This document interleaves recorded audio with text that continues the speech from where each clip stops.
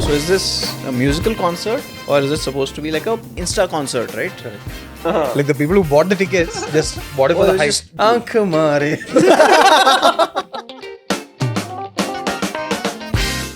Hello everyone, welcome to yet another episode of Ctrl+Alt+Rec. I'm joined by Anuj as well as Gautam today, and today we'll be talking about some of the interesting things that we've observed over the past couple of weeks, and we'll start with CES, or the Consumer Electronics Show, and this happens every year in Vegas in USA, and they always showcase some great technology, right? Some things that actually stick around for a long time and become a new trend, or things that actually are just showcased there and essentially become a part of the overall tech junk that gets accumulated over the years.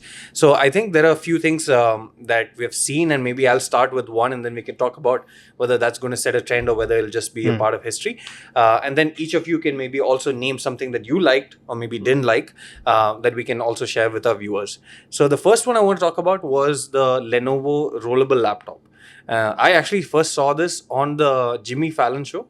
When Linus came there and he was showcasing the same thing. My opinion, I feel is, I don't know if it's going to set trends or if it's going to become a new norm. Maybe the rollable concept, yes. But the way that they have implemented it, which is sort of becoming more vertical, I'm not sure how useful that is going to be. If it had rolled maybe sideways or actually expanded diagonally, would actually contribute to more screen estate. But essentially converting a landscape-oriented device into a portrait or a squarish thing is kind of not really intuitive as per my opinion. I've not tried it, so again it's with a disclaimer, but what do you think, Anuj? I think I quite like it. So one, the concept of rollable displays is important. Yeah. Now, at least in my head, this is a ThinkPad. Yeah. First and foremost, right? So having known the ThinkPad managers from way back. Those guys understand their core audience really well, and it's meant for business users. Right? I don't think for work, I'm not talking about like video editing and all of that stuff, but for normal work, I don't think there's still a better laptop than ThinkPads. And in this case, what you do end up getting for the people is more real estate in the best way possible. One, if you're, for example, looking at Excel sheets, right, you're able to see that entire view at one go. Or, I don't know how much this extends, but maybe you can have like a side-by-side or top and bottom split screen. So it essentially goes from 14 to 16.7 inches, which is quite a lot more, right? But you probably be able to split and have two apps, a top and bottom. Yeah. And think of their customers. So this is a $3,000, $3,500 kind of a laptop. Essentially, you're targeting, your top sales guys, your CXOs. They would also use their laptop a lot. Like in office, most of them used to actually buy the docks. So ThinkPads used to have some of the best docking stations that used to be there, and you go into a larger display. But when they are traveling, right, suppose you're on a flight, you can't move sideways. Right? Imagine the guy sitting next to you, like, why is your laptop coming into my space? Here, without really hampering any of that, you've got a little more space coming in. But what if the person in front of you reclines? So I'm assuming that in business class, you'd have some space. You'd have some space. That's Extra rollable. Yeah. No, I think, I get that point of extra practicality. But the question is, will Windows be able to handle it? Because normally I've seen... That is a good point. I've seen Android handle all these various ratios and they're able to scale up in a good way.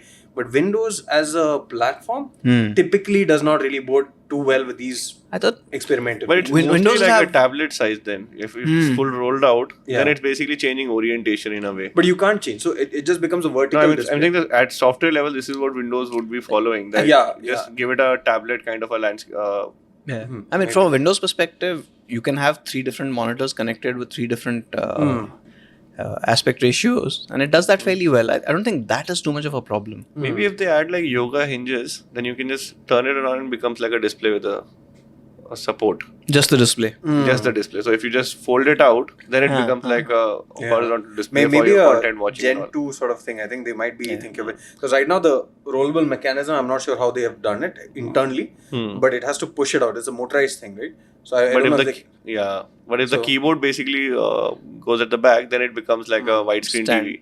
But that's more than consumer centric than business centric. No, this is business centric. I don't think touch on a Windows machine works too well. Yeah.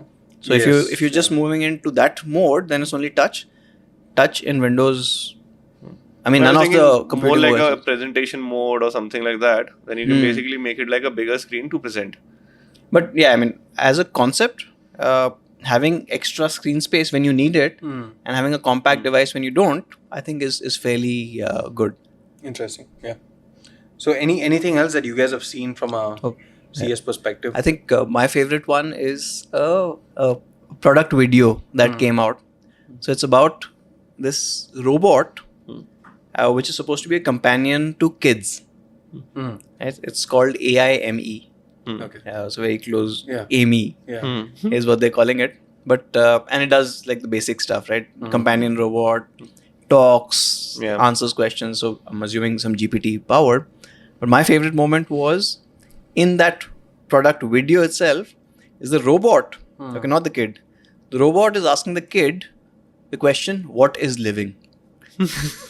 I was like, okay. No. Yeah. Nice. That's crazy. No, so actually, right before that, so the laptop, you mentioned the technology is good. Yeah. But do you think that current implementation of that vertical rollable display is going to see the light of day in many more examples? I mean, this one apparently is coming out, right? Yeah, so this they is put a coming price out. But then we've seen a lot of things in the tech graveyard where it comes out in one product and then we just discard it. So do you think that's going to set a trend or no? I think, I don't know actually, right? I mean, probably there's nothing at stake. You can say too yes early. or no, but Is there a benefit to it? I think yes. yes. But we'll probably see more iterations of this as we go along. Like anything with portability, I think it adds a lot of value. Like I think if you start with the phones and laptop, So like probably a like phone a itself, right? handheld gaming or something which basically expands into something larger. Because there it would really help if you want to game on a larger screen or a smaller screen. I think moving on to the next topic, I think something that we've all been seeing over the weekend, especially people going to Coldplay concerts, right? And everyone's stories was just filled with this. And I think a couple of months back when people were booking the tickets, no one could get their hands on one. Yeah.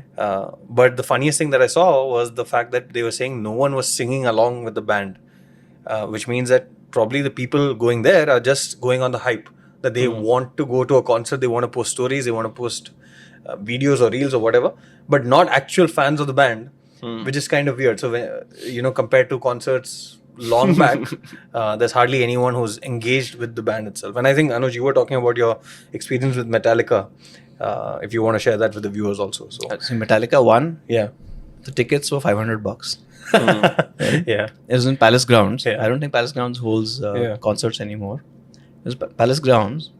I think every single person that I saw going in was a metal fan. All the t-shirts, all the t-shirts, everything, the stuff that is in. And people knew the entire, forget the set list. I think they knew the entire albums. Compared to that, I think right now, if you look at it, every day there's a new favorite song. And it just keeps changing. So I don't think people end up following a band as much. True. Yeah.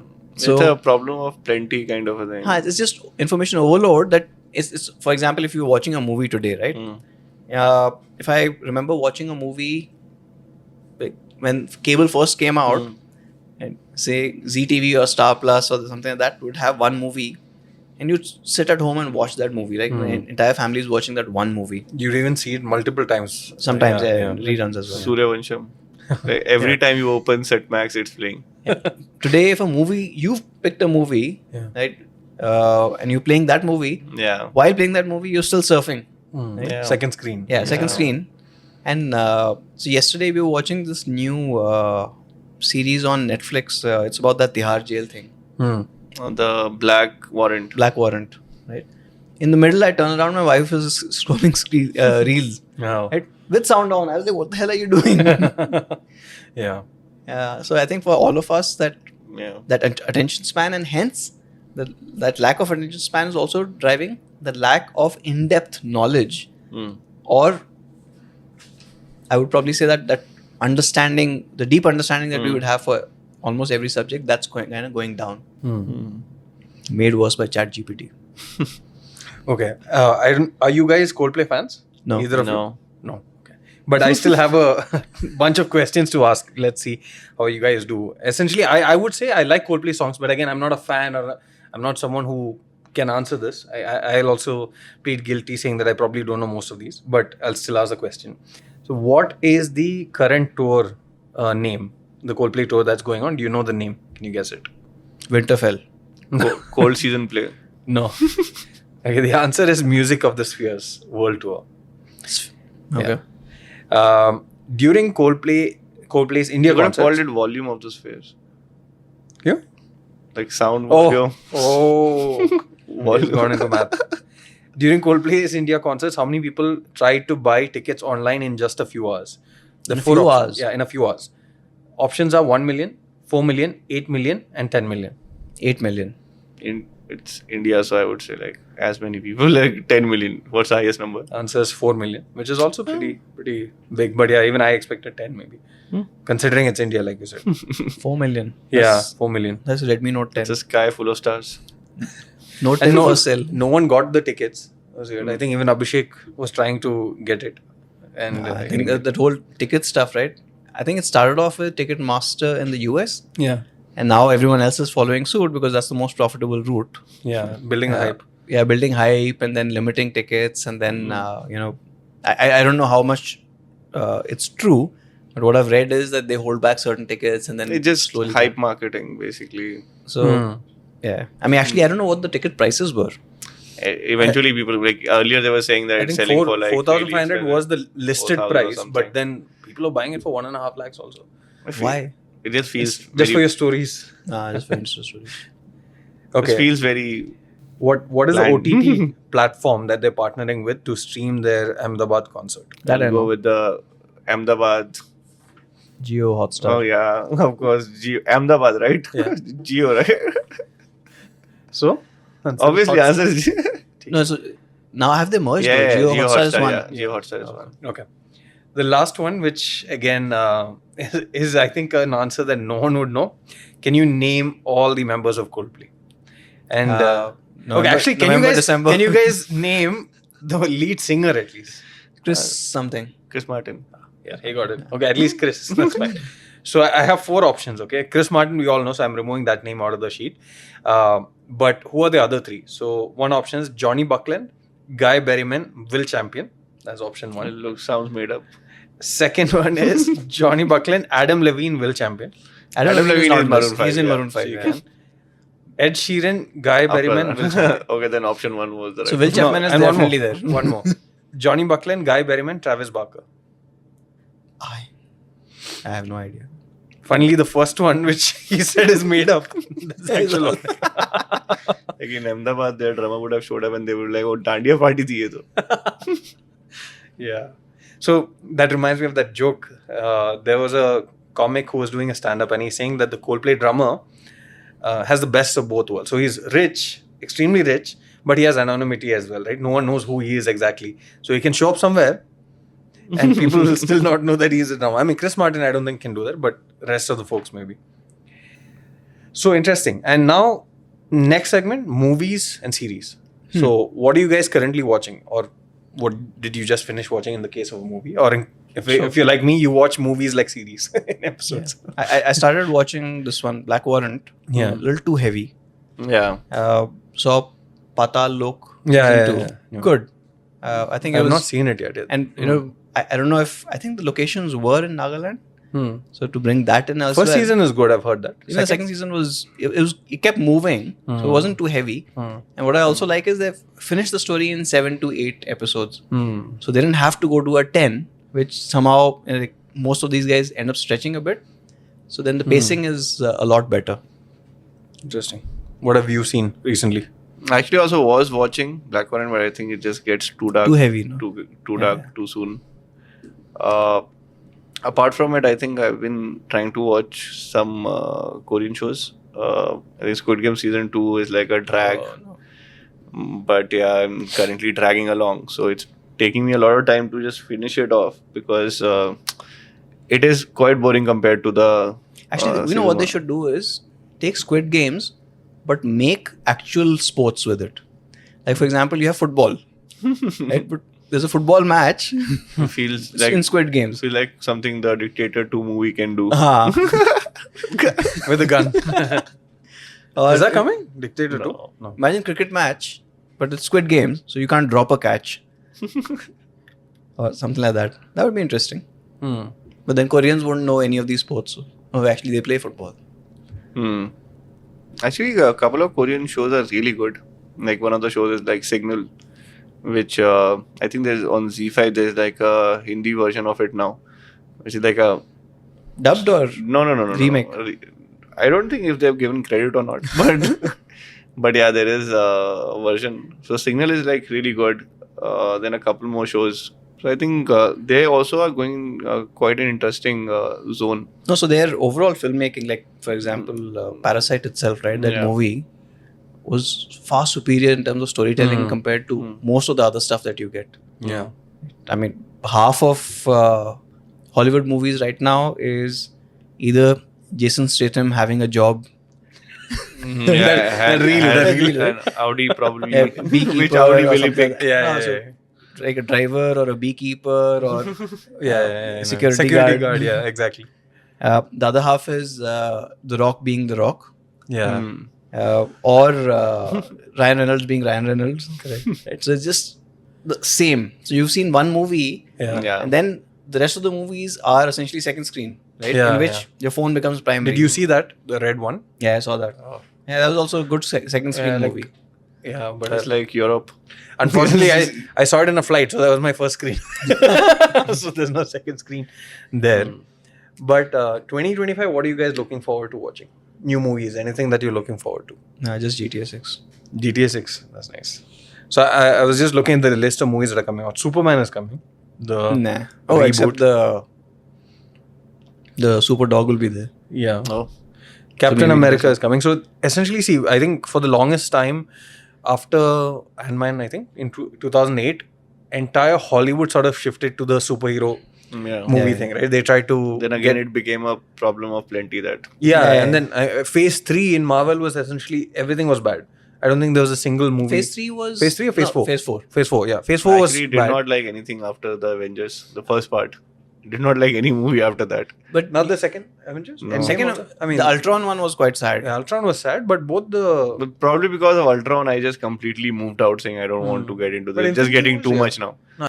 Apparently, there's an Avatar sequel coming this year. I don't know. No, can't do that. Yeah.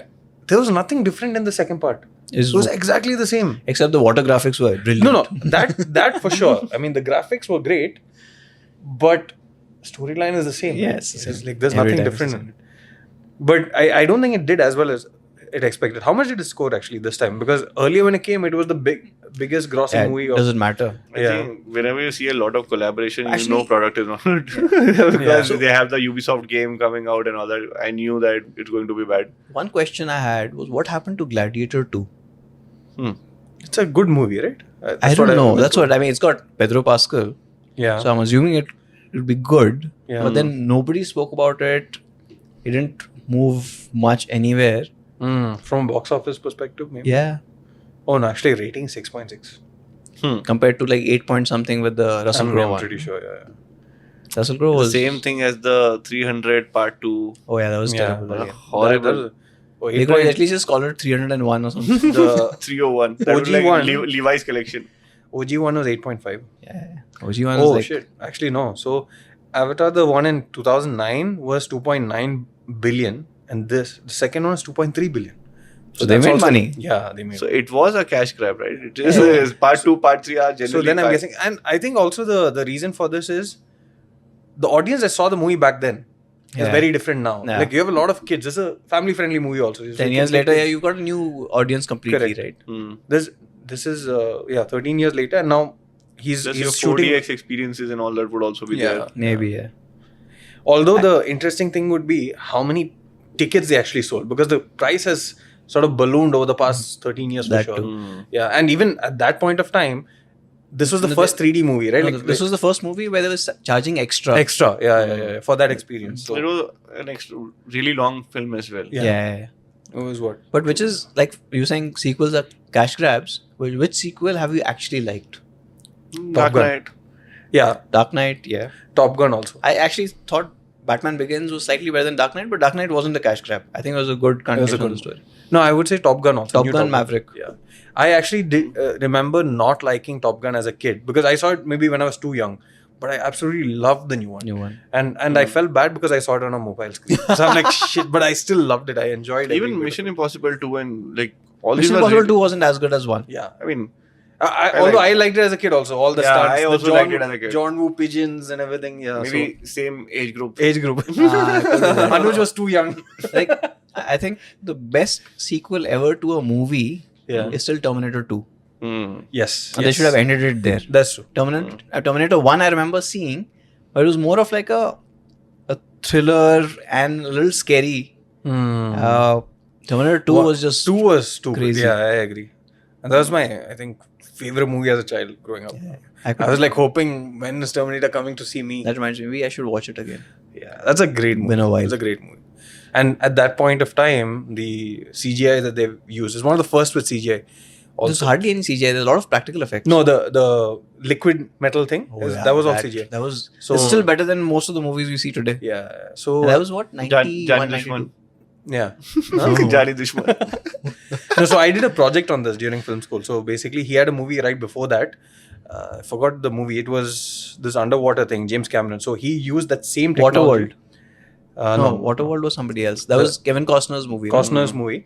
That was like the first big movie to lose money. Yeah, so that was a big movie as well. But this was a different movie.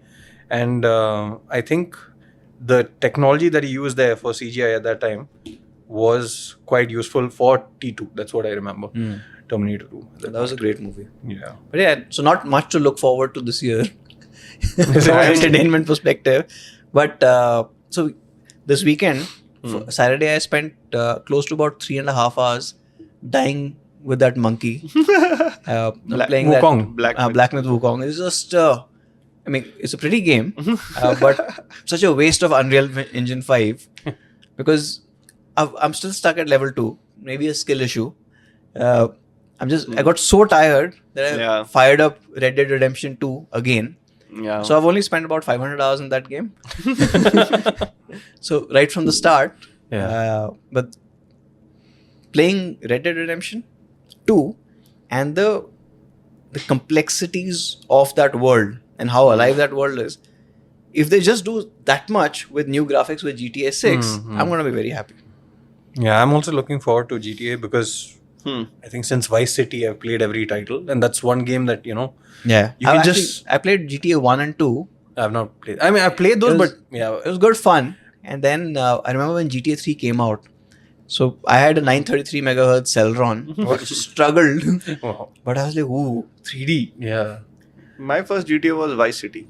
Yeah, same. Yeah. No, although I've seen the other ones, but just because of the perspective that had, the 2D thing, I was like, I don't want to play this. Have you Because played GTA Chinatown Wars? No, I've not played those. The top-down view PSP. It was a PSP game. I mean, even GTA 1 and 2 were top 1 and down. 2 was Uh-huh. like you get the bomb and you go. Yeah. So it was all top down. Correct. And driving that car top down was quite That's interesting. crazy, to think from that where we've Where come it now. is. Like, Even like a GTA 5. So GTA 1, 2 was, I remember playing late 90s.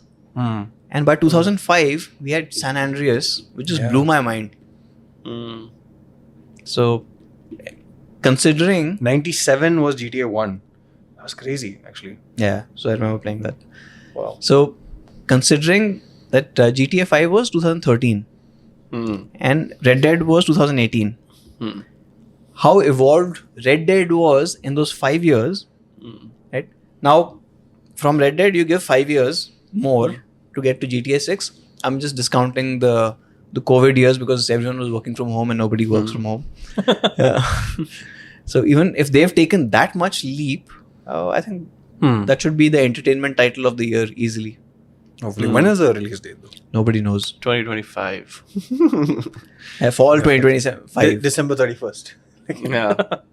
I'm too currently excited about the subscription that I have, PlayStation. Now, this month we are getting Ragnarok. I've already played it. But the one I'm excited about is Like a Dragon, Gaiden, the man who raised his name. So I got the Yakuza Like a Dragon, and then I played Infinite Wealth. The game in between is this one. So I was wondering whether When is I it should coming? buy or not. But now it's coming for free. New Sniper Elite is also coming out. Yeah. I don't know if you've played the Sniper Elite games. No. I mean, you can't play it with kids around. But that is an interesting game as well. I mean, there's each mission is depending on how you play it, 1 to 2, 3 hours max. And like that's why I don't like Black Myth Wukong, because I get limited time. Yeah. I can't spend that entire gaming time just dying. Just dying, yeah. That's true. But it has like it's a very whiplash kind of a thing. Where you finally, after pressing button and all that, you learn the art of. Maybe that's how I got that. mashing, is it? That's how I got that stick drift also. Just Because that pressing. damn monkey. Monkey is back. But either of you planning to buy the Pro, PS5 Pro? Not in point. India, right? So it's No a little too point risky. also. Yeah. So frankly, I remember when PS5 came out first. Yeah. So there used to be this guy, right, Raghav, in the Poco team. So at that time, so he got the PS5 early, 2020. So we all went to his house, and the only game that time which was PS5 kind of a thing was Spider-Man Miles Morales. Yeah. So he popped that disc in, played for about 5 minutes, and then it rebooted. The console? Console. So like, Then every time it kept rebooting, and at one point it just put out a sign saying console too hot. Wow.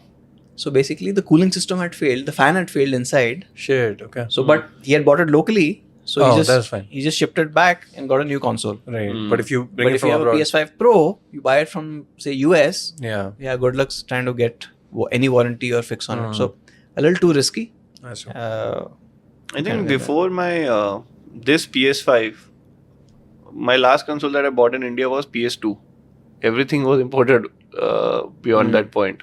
But because at that age I can easily head to Palika and all, get it fixed. But Actually, now it does. I don't know if PS5 Pro they'll be able to fix it in Gafar or Palika or something like that.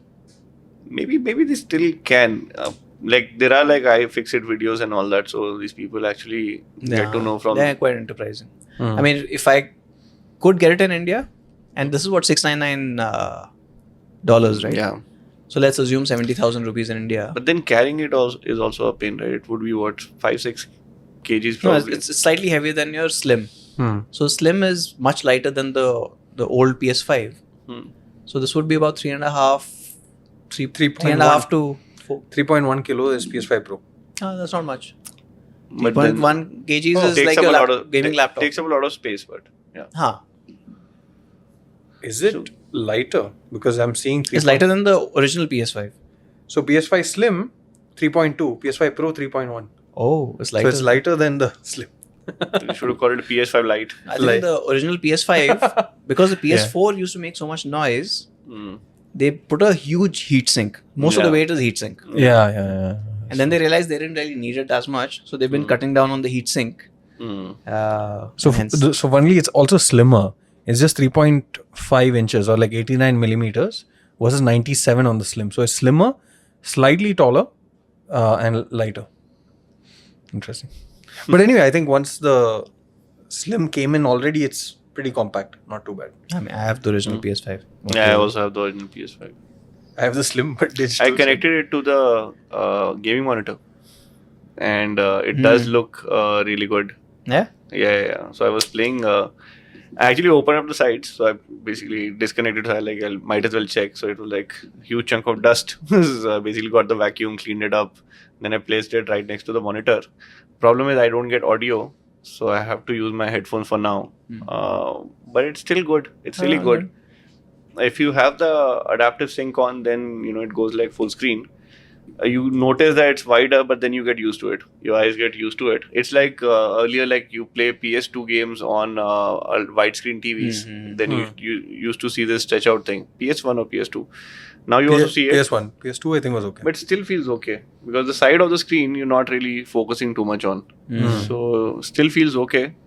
But because Black Myth Wukong and you have to be like extra, focus, it does help. I'm gonna get my 100 GB back from that game. That's it. Stupid game. All right. Awesome. So, with that said, I think let's all hope that we get GTA 6 sooner than, later. I'm excited about probably tomorrow. Tomorrow I'll get The new games. The man who erased his name. Oh, okay. Yeah. Interesting. I need to play a bit more. I'm still stuck on Need for Speed. All right.